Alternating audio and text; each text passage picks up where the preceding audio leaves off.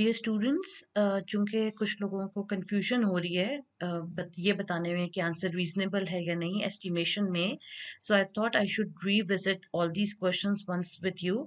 तो उससे ये होगा कि आपके कॉन्सेप्ट्स इसके क्लियर हो जाएंगे। अब फर्स्ट पहले हम मल्टीप्लिकेशन को देख लेते हैं। This is page number 28, question का ए पार्ट है। हमने मल्टीप्लाई भी करना है and we have to check whether हम आंसर इज रीजनेबल। सो सबसे पहले हमने मल्टीप्लिकेशन की, इसके बाद जब हम एस्टिमेशन पे आए हैं, वी हैड द नंबर 4576।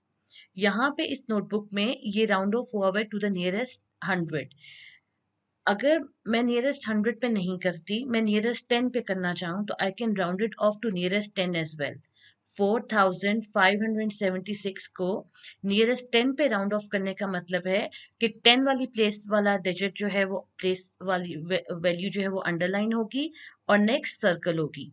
अब सर्कल वाला नंबर 5 से बड़ा है, इसका मतलब है कि जो नंबर हमने अंडरलाइन किया था उसमें हम +1 कर देंगे और सर्कल के बाद जितने नंबर्स होते हैं वो सब जीरो हो जाते हैं। सो इट मीन्स ये नंबर हो जाएगा 4580।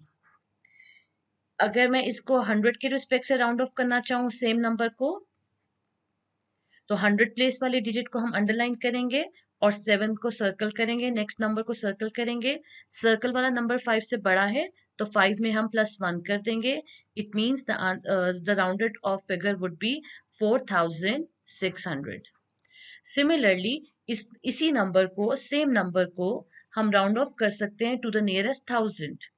1000 प्लेस वाला डिजिट अंडरलाइन होगा, नेक्स्ट सर्कल होगा। सर्कल वाला नंबर 5 है, 5 या 5 से बड़ा हो तो ये वाला नंबर जो अंडरलाइन होता है वो +1 हो जाता है और सर्कल के बाद वाले जो नंबर्स हैं वो जीरो हो जाते हैं। So this means this is 4 + 1 5 और बाकी 3 डिजिट्स जीरो हो जाएंगे। तो 4576 को हम 3 तरीकों से राउंड ऑफ कर सकते हैं, नियरेस्ट 10, नियरेस्ट 100 एंड नियरेस्ट 1000। अब जब आपने एस्टिमेशन करनी है तो इट्स अप टू यू कि आप किसके हिसाब से, किसके रिस्पेक्ट से इसे राउंड ऑफ करते हैं। अगर आप नियरेस्ट 10 पे राउंड ऑफ करते हैं तो मल्टीप्लाई करके जो आपका आंसर आएगा वो एग्जैक्ट आंसर के काफी करीब होगा। अगर नियरेस्ट 100 पे करते हैं, अगेन करीब होगा लेकिन जो नियरेस्ट 10 से आंसर आएगा उससे थोड़ा सा दूर होगा। और नियरेस्ट 1000 पे राउंड ऑफ करते हैं तो आपका आंसर एग्जैक्ट आंसर से काफी दूर होगा, but still at times reasonable होगा। तो आप इन तीनों में से किसी भी तरीके से राउंड ऑफ कर सकते हैं और फिर जो भी आप यूज करना चाह रहे हैं, नियरेस्ट 10, नियरेस्ट 100 या नियरेस्ट 1000, उसको आपने 3 से मल्टीप्लाई करना है। अब अगर मैं देखूं तो मुझे ये ज्यादा आसान लग रहा है कि मैं नियरेस्ट 10 की बजाय नियरेस्ट 100 या 1000 पे करूं, क्योंकि यहाँ पे जीरोस आ रहे हैं, number of digits non zero digits का मैं आराम से मल्टीप्लाई कर सकती हूँ। 5000 को 3 से तो आराम से मैं मल्टीप्लाई इसलिए कर लूंगी कि 5 3 15 और आगे ये 3 जीरोस एज इट इज आ जाएंगे। या फिर मैं 46 को 3 से मल्टीप्लाई करूंगी और एंड में 2 जीरोस लगा दूंगी। स्टिल अगर आप करना चाहें तो आप 4580 को भी 3 से मल्टीप्लाई कर सकते हैं और अगर आप 4458 से करते हैं तो आगे आंसर के एक जीरो लगा देंगे। सो आपकी मर्जी है आप इन तीनों राउंडेड ऑफ फिगर्स में से कौन सी लेना चाहते हैं, और जो भी आप फिगर लेंगे उसको मल्टीप्लाई करेंगे 3 से, तो जो आपका आंसर आएगा उसको आपने बताना है कि वो रीजनेबल है या नहीं है। अब उसको देख लेते हैं वो कैसे होगा। एग्जैक्ट आंसर मेरे पास जो था वो था 13,728। ये कितना बड़ा नंबर है? Ones, tense, hundreds, thousands, 10,000। 10,000 पे नंबर है तो जितना बड़ा नंबर है उसके रिस्पेक्ट से इसे राउंड ऑफ करें। 10,000 में नंबर है तो 10,000 के रिस्पेक्ट से राउंड ऑफ करें, ये नंबर अंडरलाइन होगा, ये सर्कल हो जाएगा। अब सर्कल वाला नंबर 5 से छोटा है, इसका मतलब है यहाँ पे हम +1 नहीं करेंगे, ये एज इट इज रहेगा और जीरो के बाद वाले डिजिट जीरो हो जाएंगे। So it means it is 10,000। अब जब हमने यहाँ पे एस्टिमेशन की, मैंने यहाँ पे ये विद रिस्पेक्ट टू 100 की थी, जब हमने एस्टिमेशन की है तो यहाँ पे मेरे पास आ रहा है 13,800। अगेन ये कितना बड़ा नंबर है? Ones, tens, 100, 1000 and 10,000। This is 1000। Again इसको मैं 10,000 के रिस्पेक्ट से एस्टिमेट करूंगी। यहाँ पे underline, next digit circle, circle वाला नंबर 3 से छोटा है तो ये 0 हो जाएगा। तो इसको जब मैं राउंड ऑफ करूंगी सो आई विल गेट 10,000। तो दोनों एग्जैक्ट आंसर और एस्टिमेटेड आंसर को जब हम राउंड ऑफ कर रहे हैं तो हमारे पास 10,000 आ रहा है। इसका मतलब है आवर आंसर इज रीजनेबल। अगर मैं 5,000 को लेती, यानी कि मैं नियरेस्ट 1,000 पे राउंड ऑफ करती, तो 5,000 को when I would have multiplied with 3, तो 5 3s are 15 और आगे ये 3 zeros आ जाएंगे। अब अगर मैंने ये बताना है कि 15,000 और ये रीजनेबल है या नहीं, तो 13,728 को राउंड ऑफ किया तो 10,000 आया। इसको जब हम राउंड ऑफ करेंगे विथ रिस्पेक्ट टू 10,000 तो ये नंबर अंडरलाइन होगा, ये सर्कल होगा। अब जब 5 सर्कल हुआ है, 5 जब होता है तो यहाँ पे हम +1 करते हैं तो it will be rounded off to 20,000। यहाँ पे 20,000 है, यहाँ पे 10,000 है, it means the answer is not reasonable. जो हमारी एस्टिमेशन है दैट इज नॉट रीजनेबल। अगर हम विथ रिस्पेक्ट टू 100 कर रहे थे तो हमारा आंसर रीजनेबल था। हम विथ रिस्पेक्ट टू 10 करते तब भी हमारा आंसर रीजनेबल था। अगर हमने विथ रिस्पेक्ट टू 1,000 किया है तो हमारा आंसर रीजनेबल नहीं है। आंसर रीजनेबल का मतलब ये है कि हमारी एस्टिमेशन रीजनेबल नहीं है। एस्टिमेशन हमारी जो एग्जैक्ट आंसर है उससे काफी दूर है। ठीक है। सो अगर आपकी एस्टिमेशन नॉट रीजनेबल है तो इट डजेंट मैटर, हो सकता है हो, तो आप बस मेंशन कर देंगे the answer is not reasonable. I hope it's clear कि ये आपकी चॉइस है कि आप with respect to 10 round off करना चाह रहे हैं, विद रिस्पेक्ट टू 100 करना चाह रहे हैं, या विद रिस्पेक्ट टू 1,000 करना चाह रहे हैं। Let's see another question. If I have this number 4,098 multiply by 6, तो एग्जैक्ट आंसर हमारे पास ये है। जब हमने एस्टिमेशन की तो अगेन मैंने क्लास में विद रिस्पेक्ट टू 100 करवाई है।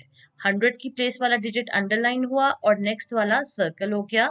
सर्कल वाला डिजिट 9 था तो यहाँ +1 हो गया, तो I have got 4,100।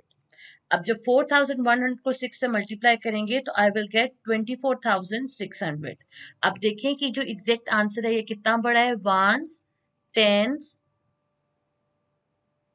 100, 1,000, 10,000।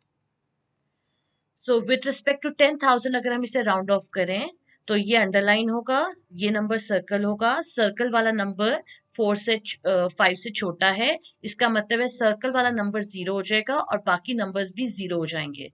So it will become 20,000।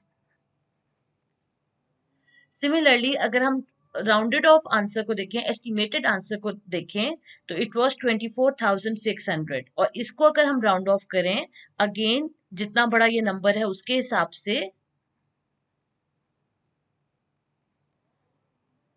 तो 2 अंडरलाइन होगा, 4 सर्कल होगा, 4 जो है वो 5 से छोटा है, तो ये वाला डिजिट 0 हो जाएगा और उसके बाद वाले डिजिट्स भी 0 हो जाएंगे।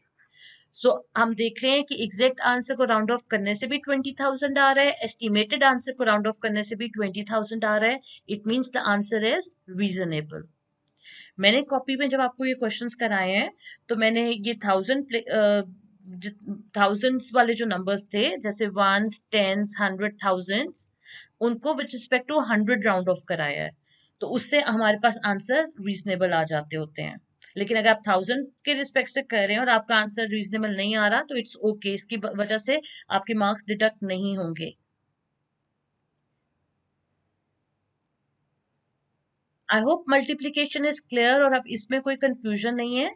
आंसर रीजनेबल भी आ सकता है, नॉट रीजनेबल भी आ सकता है। बेसिकली जो हम लोगों ने चेक करना है, जो हमारा सक्सेस क्राइटेरिया है, वो ये है कि आपको मल्टीप्लाई करना आना चाहिए, आपको नंबर्स को राउंड ऑफ करना आना चाहिए और राउंड ऑफ करके मल्टीप्लीकेशन आनी चाहिए। उसके बाद अगर आंसर रीजनेबल है या नॉट रीजनेबल है तो वो बस आपकी जजमेंट है कि आंसर रीजनेबल है या नहीं है। Now let's move to a question involving division.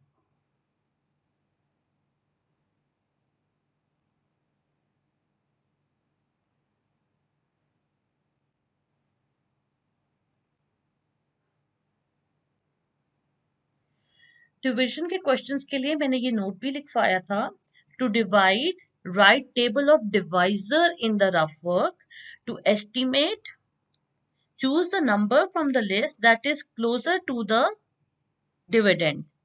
You may add 0 at the end. तो इसको मैं एक्सप्लेन कर देती हूँ, इसका क्या मतलब है।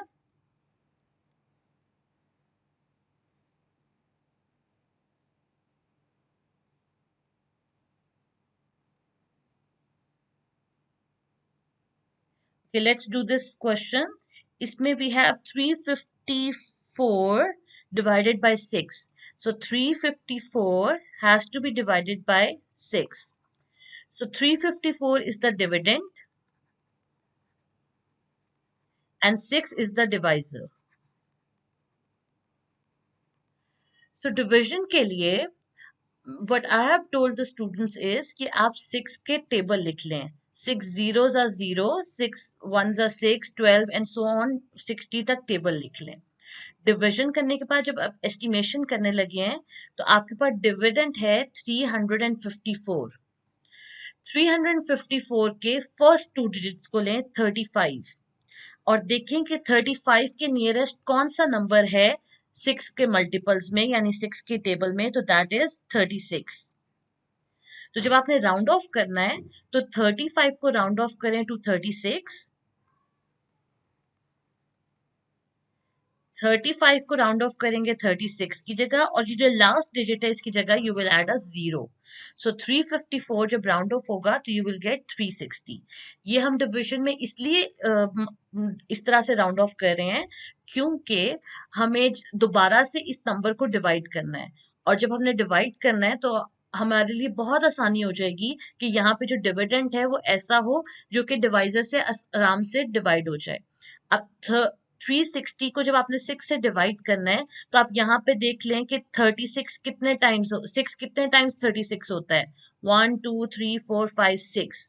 सो 36 को 360 को जब आप 6 से डिवाइड करेंगे 36 डिवाइडेड बाय 6 इज 6 और ये 0 एज इट इज आ जाएगा, यानी कि आपको लॉन्ग डिविजन नहीं करनी पड़ेगी और आप जल्दी काम कर लेंगे। स्टिल अगर आप 354 को राउंड ऑफ करते हैं